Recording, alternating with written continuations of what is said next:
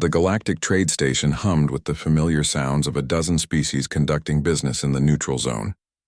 Ambassador Zia moved through the crowded marketplace with practiced ease, her dark eyes scanning the various alien vendors while keeping mental notes of potential Earth trade opportunities. As humanity's newest diplomatic representative, she carried the weight of her species' reputation on her shoulders.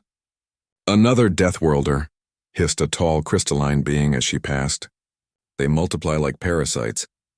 Zia ignored the comment, having heard worse in her 3 months stationed here.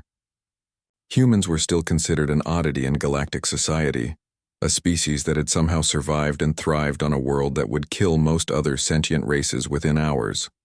Earth, with its crushing gravity, toxic atmosphere composition, and predator-filled ecosystems, was classified as a Class 12 death world. Most species couldn't fathom how anything intelligent could evolve there, let alone build starships. She approached a vendor selling rare minerals, a 6-armed hexillion whose purple skin gleamed under the station's artificial lighting. The creature's multiple eyes fixed on her with obvious distrust as she examined a sample of crystallized thorium.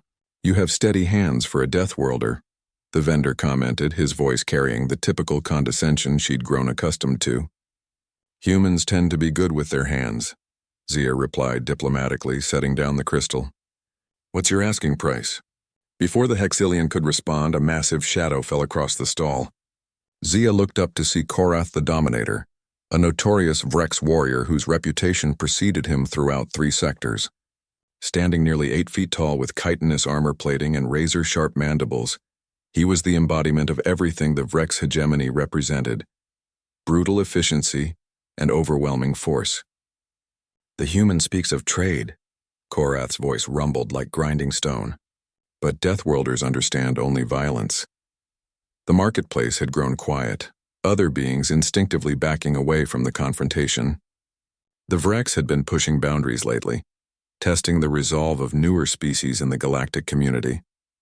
Zia straightened to her full height, still dwarfed by the alien warrior, and met his 4 red eyes with steady determination.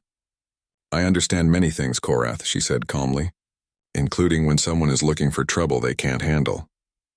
The warrior's mandibles clicked in what might have been amusement. "Bold words from such a fragile creature. Your species fascinates me.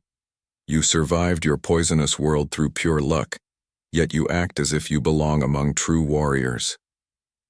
"We survived through adaptation and intelligence," Zia corrected. 2 things the Vrex seemed to struggle with. The insult hit its mark.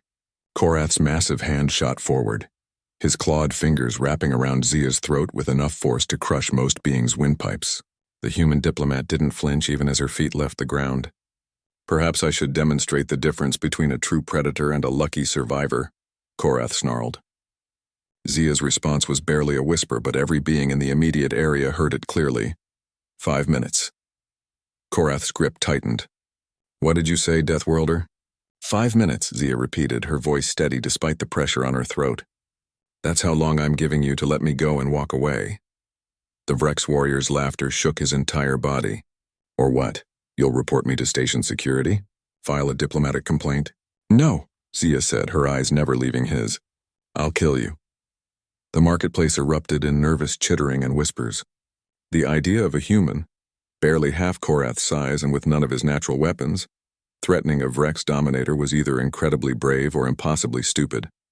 Korath set her down but kept his hand around her throat, applying just enough pressure to make breathing difficult. "I find your delusions entertaining, little Deathworlder."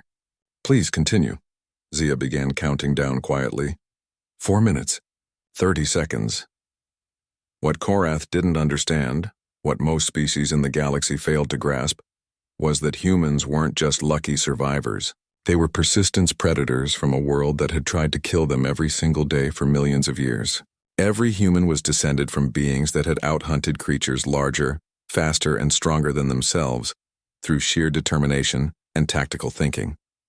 For the next 4 minutes, Zia endured Korath's grip while cataloging every detail about his anatomy, his stance, his blind spots. She noted the slight gap where his chitinous plates connected at the neck joint. She observed how his weight distribution favored his front legs, making him vulnerable to attacks from behind and below. Most importantly, she watched his breathing pattern and heart rate through the visible pulse points in his throat. The crowd had grown larger now, drawn by the spectacle of a human being slowly strangled by a Vrex dominator. Some were taking bets on how long she would last. None were betting on her survival. 30 seconds, Zia whispered. Korath's mandibles clicked rapidly, the Vrex equivalent of laughter. Still making threats, Deathworlder? Your oxygen-starved brain must be. Time's up. What happened next would be studied in xenobiology classes for decades to come. Zia's left hand shot upward, her fingers finding the precise nerve cluster beneath Korath's left mandible. The warrior's grip involuntarily loosened as pain shot through his nervous system.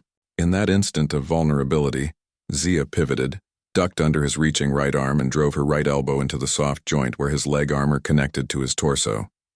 Korath stumbled, his massive weight working against him as Zia moved with the fluid precision of a species that had evolved to bring down megafauna. She leaped onto his back, her arm snaking around his neck to find that vulnerable gap she'd spotted earlier. Impossible, Korath gasped, trying to reach behind himself to dislodge the human. Not impossible, Zia corrected, applying pressure to his carotid artery equivalent. Just improbable. You see, Korath, you made the same mistake most species make about humans. You assumed we were weak because we look fragile. But we're not fragile, we're efficient. Korath's struggles grew weaker as his oxygen supply was cut off. This cannot be.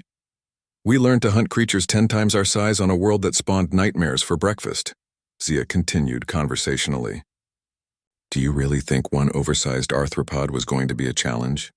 The massive warrior collapsed, unconscious but alive.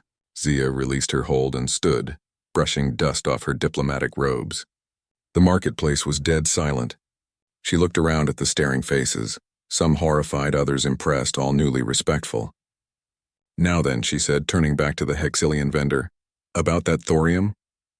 The purple-skinned alien's 6 hands shook as he hastily wrapped up the crystal. No charge, Ambassador.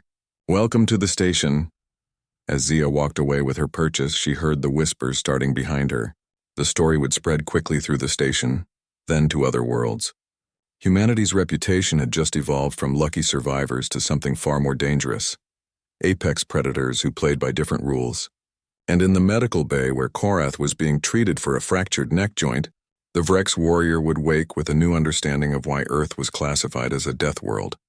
Not because of what lived there, but because of what it had created.